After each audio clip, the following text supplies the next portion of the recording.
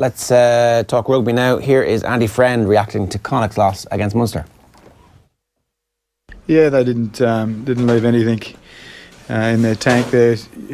I think that's probably something that we've come to expect from this team. They empty their tank, mate. They give you everything they got, and we played a good footy side there tonight. Good game of rugby. Unfortunately, in those things, there has to be a winner and a loser, and we ended up on the wrong side of it. Yes, and we know they're a big physical side. We know the way they try and play. They're very strong in the forward pack. I thought their kicking game tonight was very good, but I thought our boys, when we got our double shots in defence, and when we there's some really good hits out there in defence. When we carried strong, and when we could get quick ball, we were making holes through them. So it was a good arm wrestle. And we said there at half time, it's going to be the team that loses concentration first and breaks and doesn't stick to system that's probably going to lose it. And in the end, that, in fairness, was probably us. I don't think our concentration levels dropped. I think they probably lifted it again. They lifted, and fair play to them. They were clever enough in the way they played that, just to keep the pressure on us. And there was too much pressure there in the end, and they managed to get those couple of scores. Andy Dunne's here with us to talk about this. This was a really good game. Two fairly well-stacked teams, lots of internationals, and a development and an iteration from Munster that we wanted to see. Yeah, absolutely. I think one of the best Pro14 games I've seen in terms of interprovincial derbies in recent years. Pretty fast-paced. Both sides were asking a lot of questions of each other's defence. They were stretching their defences in terms of how quickly they moved the ball, how much variation they had, how much width they both used. A lot of kind of scrag tackles, trying to grab shorts, and they were really stretching defenders in terms of their management of space. So that encouraged offloads. And I've been on before ranting on about this, but I think offloads are the future in terms of attack against very organised modern day defences. So we saw both sides do that with great effect. And I think Munster in particular took advantage of it a bit more often than Connacht, and I think just had arguably a slightly bigger, stronger physical presence on the day, and I think it wore down Connacht over time. We've been talking a good bit about Chris Farrell coming back to the Munster team, and that just finally giving us an opportunity to see where they want to go. It's too much to say it's all in one player, but he does change. He changes the looks that the opposition expect, and he changes what you believe you can do as well. Yeah, he is so, I suppose, his physique is going to worry people. He's, I think, 6'4". He's got pace. He has an ability. I think the biggest differentiating factor for Chris Farrell is his ability to pass the ball well, because typically a lot of guys that big, even if you look at someone like Sonny Bill Williams over with the All Blacks, they don't use him as a wide distributor, they use him as a great offloader. I think Chris Farrell has got both of those things. His ability is certainly to attract defenders. He can get the ball away from a tackle, even if there's 2 or 3 tacklers on him, and if they sit and wait for him, he can spin wide balls off either hand, so he's pretty dangerous. But it was his namesake, I think, equally good for Connacht. Tom, I think Tom had a superb game. Well, let's talk a little bit about Tom Farrell, because has definitely had an off-Broadway career up to this point, where again, this is the benefit of just allowing players to go off and travel the world a little bit and come back and have a role in Irish rugby. He's 25. We were looking up his age before we came on. There will be a bunch of players who mature at a different rate. Not everybody's going to be 22 straight in the Ireland team like Robbie Henshaw or Gary Ringrose, and these players are going to be the ones that actually create the strength and depth and the competition into the future. Absolutely. I mean, it's instructive to look at the likes of Joey Carbery, for example, who didn't get straight into an academy and played AIL club rugby with Clontarf, and that was his route in. And there's lots of guys who, like you said, develop at different times. If the IRFU solely look at their academy structures as a breeding ground, albeit a very healthy one, they're missing a trick. And guys like Tom Farrell, who go away, play abroad, I think they've probably access to a greater degree of resilience because they've had to go away, they've had to kind of carve out a niche for themselves, and they've had to force themselves to get recognised with regular rugby, with regular good performances in order to get drawn back into Irish professional rugby, because there was a school of thought for a good few years there that you missed the boat at 18, you missed the boat, and it ought not to be the case. So Tom obviously bucks that trend, and when you look at how well he played in a pretty intense derby on Saturday, he fully deserves the credit he gets. So what's his potential? Like, is he Ireland contention this year, next year? Does he need to put a year down of this level of play? He's got to obviously play regularly in the starting team for Connacht. He's got to play regularly that well to push his way into a squad that's pretty heavily stacked at the moment with top players. Yeah. So I don't anticipate he's going to jump straight into Joe Schmidt's reckoning on the back of that performance. But it was outstanding. So, and I think he deserved man of the match, even though he was on the losing side. I think Joey Carbery obviously was given man of the match, but it was a high point in Tom's career. Yeah, let's talk a bit about Carbery, because he obviously finishes the game at fullback, and I know that when Leinster were talking about keeping him, they viewed him as a player who would play 10 and 15, that like his future would be, when Sexton was playing he could play 15, and when Carbery was playing he could play 10, or when Carney was playing he could play 10. So that was their counter argument to that he's not going to get any game time. It's like he's going to get loads of game time because he can play 15, and we see him as one of those players. And I was like, no, he's a 10, what are you talking about, he can't play 15. No, behold, he's pretty damn good as a 15. Well, he's really, I mean, if he played 12, 13, 15 or wing, what he's really good at is broken field running. I mean, that's his natural strength, it always has been. And if you've got a yard either side, even half a yard either side as a defender, he's probably going to pick you off. There is capacity for him to exploit that more in wider channels. But I'd still love to see him. I would hope they would stick with him as a 10. I think he's doing really well there. I think as the game is changing, and you look at again the standard bearers still being the All Blacks, even though we beat them, I think they're number one in the world for a reason, and we're just tucked in right behind them, very close at number 2. They have evolved a game where all their inside backs are probably one of their most elusive players. Mackenzie has played 10 a lot in his career as well as fullback. Barrett in particular has played both positions, but to get a guy who challenges the defensive line very close in around the midfield and in around the centre of the field actually helps break your game up hugely. So I'd love to see Carbery getting plenty more time at 10. I mean, if you could play Carbery at 10 and Carbery at 15, it'd be nice as well. But that was some finish on Saturday. He left, who was it? Matt Healy. Matt Healy, yeah, he kind of left him for dead. If everybody's fit in that Munster team, obviously Conor Murray's at 9. Who are you playing from 10 to 15? I would play Carbery at 10. I think at the moment I'd have Scannell and Farrell in the centres at 12 and 13. Earls, Conway, and one from about 4 or 5 others on the other wing. I have no idea who I'd pick. Could you go Earls, Conway, and then Haley at full back?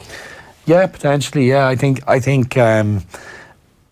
Without being too dismissive to back 3 players, the key point for Munster is to make sure they're happy with their 9, 10, 12, 13. I think they've got plenty of strength and depth out wide. I think Haley's been excellent since he's come in as well, so he's certainly worth a shout. But they've a lot of other guys there in terms of Alex Wooten, they've got Sweetenham, they've got good quality there. So, but I think getting a solid platform around 9 to 13 is really important for the development of their game. It's great to see Munster playing with heads up rugby, with an offload mindset and an attacking mindset like they did on Saturday, and I think they'll do that best with that combination of Murray, Carbery, Scannell and Farrell. Did this game answer all of your questions and queries that we had after the Leinster game in terms of what their ambition was and what their identity, what they're trying to do? Yeah, it did actually. I mean, there's always going to be questions as the season goes on, and different conditions will dictate how you play in a given week. But as a general rule, on a nice, clear night for playing rugby, they went out and embraced that, and they tried to do it, and they showed they have the capability to do it. And I think it's something that the Munster public need to buy into, and I think they will if they keep playing with that level of success and execution like they did on Saturday. And I'd love to see it just become part of the style of play that they adopt. Because they mixed it up nicely. They were able to use the maul when they wanted to. So for the Carbery try, it felt like that's set up for a rolling maul. That's what we know. We've seen the script a million times, but actually that's not what happened. They decided that they were going to go wide instead, and they also then score a beautiful try as a result of that. Yeah, any of these offload type games are useless without penetration, and are useless without a strong maul and a strong set piece. And also Munster on a number of occasions, and probably more so when Murray came on the field, kicked the ball in behind Connacht as well, which challenged them enough off first, second phase through a good set piece, through having an attacking threat on second phase through offloads. And then when the Connacht defence became narrow, where their back three started to come closer to their front line, they kicked it in behind. So they used great variation. Yeah. Where Connacht, this is a good check for them in terms of the season and exactly where they are, and an opportunity to kind of properly test yourself against a team who had enough frontliners out there at the end of that game for you to go, okay, we know exactly where we are now. Yeah, I think Andy Friend said he felt Munster were the strongest side they played this season, and I think that was instructive. They've had some good performances themselves, but they kept playing the style with which they want to play right up until that last try they scored was superb. I mean, there was a huge amount of pace to it, there was a lot of ambition, and obviously they were at no stage was there a kind of capitulation. Even though at 14 points down, it looked like they could well have just packed their bags and walked off the field, and probably would have been applauded for a great effort even at that stage. But they kept pushing. They showed a lot of grit. That last try in particular, I thought, stood out for them in terms of playing under pressure, chasing the game, but still being true to that style that Andy Friend wants them to play with. Yeah, losing bonus points is going to be important at the end of the year.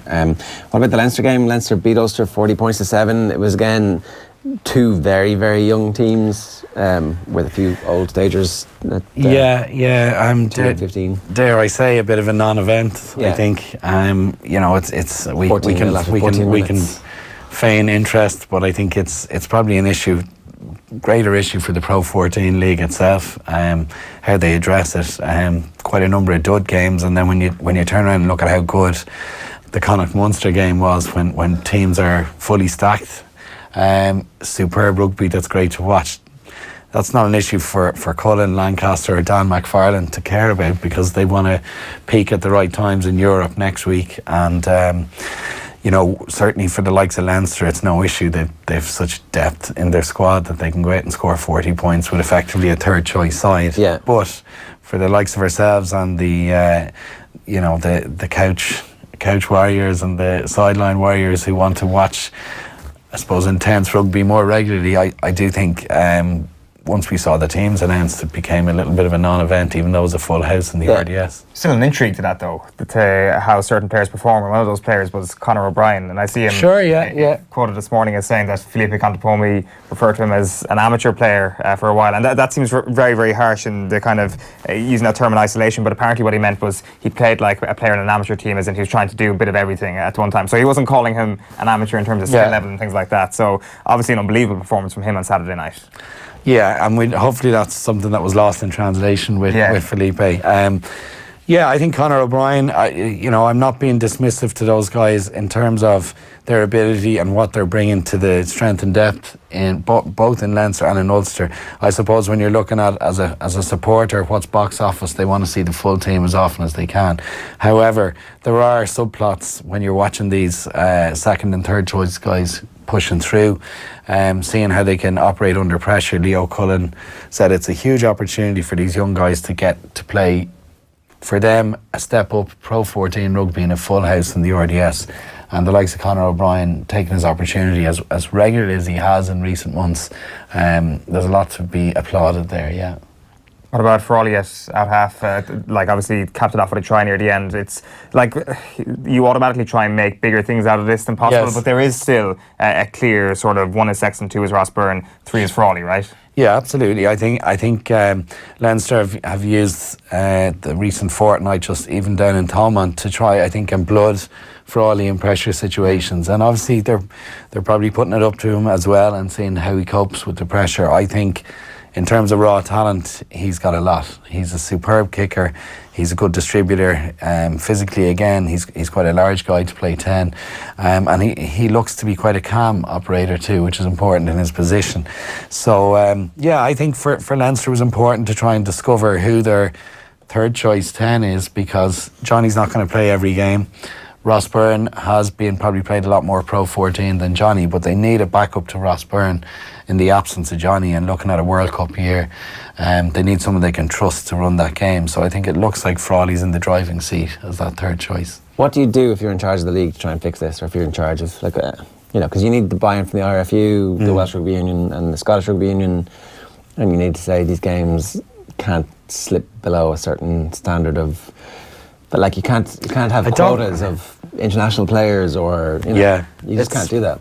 Yeah, I really don't know the answer. It's there's been an issue going on in world rugby in terms of managing fixture lists, managing the amount of games players play. It's very different to the football. The guys are playing 65 games a season because it's less physically demanding. I mean, it's as demanding for the footballers on the muscles in terms of the strain that's put on. The footballers getting 11, 12 kilometres per match on average, and obviously, fast twitch fibres, everything else, they're just as prone to tears, but they're far less exposed to impact, and the body just can't absorb more than 35 games max in terms of a rugby season. So it's very, very tricky, I think, for a Pro 14 organisation to try and work a way to make stellar names turn out on a weekly basis when they've bigger fish to fry. They've international games, they've summer tours, they've Lions, World Cups. They're where they are in the pecking order. The Pro 14. It's about changing kick-off times or something. Like,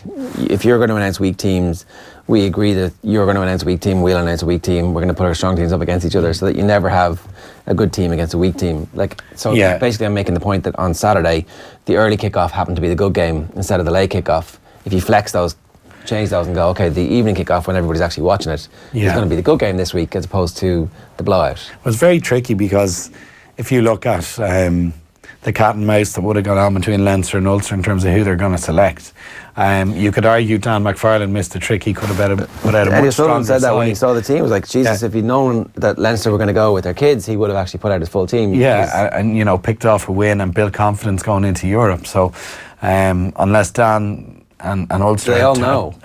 Well, I don't know. I'm not sure. I think the RFU say, okay, weak teams, lads, this week. I don't believe so. I think there's a little bit of second guessing going on, but also they're probably looking at these fixtures 4 to 6 weeks out. They're probably planning that far in advance. Yeah. I would have thought Dan perhaps spoke to his management in Ulster and they maybe gave him a free pass for that game down the RDS, and on the back of the Scarlets results back in November, December, arguably they said, look, make sure everybody's fit and ready to go for the next European round, and probably gave Dan a free pass for that Saturday match with Leinster and said, look, let's get out, let's escape alive and breathing, and no one's going to remember that apart from the guys who get their first start or the first time that they played at the RDS, and next week if they win, it's like, well, that was perfect. Exactly. Perfect management of your resources. Yes. It's just unfortunate their B team isn't as good as... Yes, and I think that's an issue that Ulster will look to build on in the coming seasons. I think they're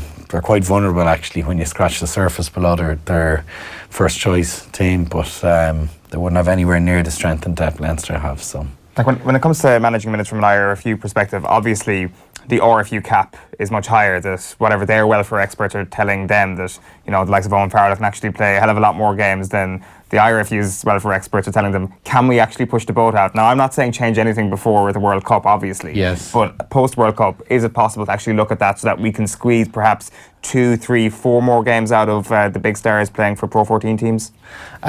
We could, but I wouldn't agree with it. I think from a welfare point of view, there's a genuine reach towards welfare for players in the IRFU. It's not genuine in the RFU. The RFU is run by clubs that are very independent. There are multi-millionaire owners who have demands on their players, and it's a different entity. When it comes to the IRFU, the centrally contracted players, it was the most the most genius strategy move they ever played. And I don't know if they did it on purpose or not back in the late 90s, but to centralise contracts and have control over the players is now, I think, a model that most international unions are looking at and seeing how can they try and even get close to replication of it, because I think it's just shown in recent years how effective it is for Irish players. So albeit a problem for the Pro 14 and a problem for people who turn up on a given Saturday haven't paid their tickets if there's a week inside, the greater good is Irish rugby is a lot stronger for it. Going to be good stuff. Huge weekend, obviously, of rugby here on Off the Ball. Leinster against Toulouse, 1 o'clock on Saturday afternoon. Ulster against Racing, 3:15 from Kingspan Ravenhill. Both those games are live on Off the Ball on News Talk this Saturday. Gloucester take on Munster in Kingsholm on Friday evening at 7:45. Good stuff, Andy. Thanks for that.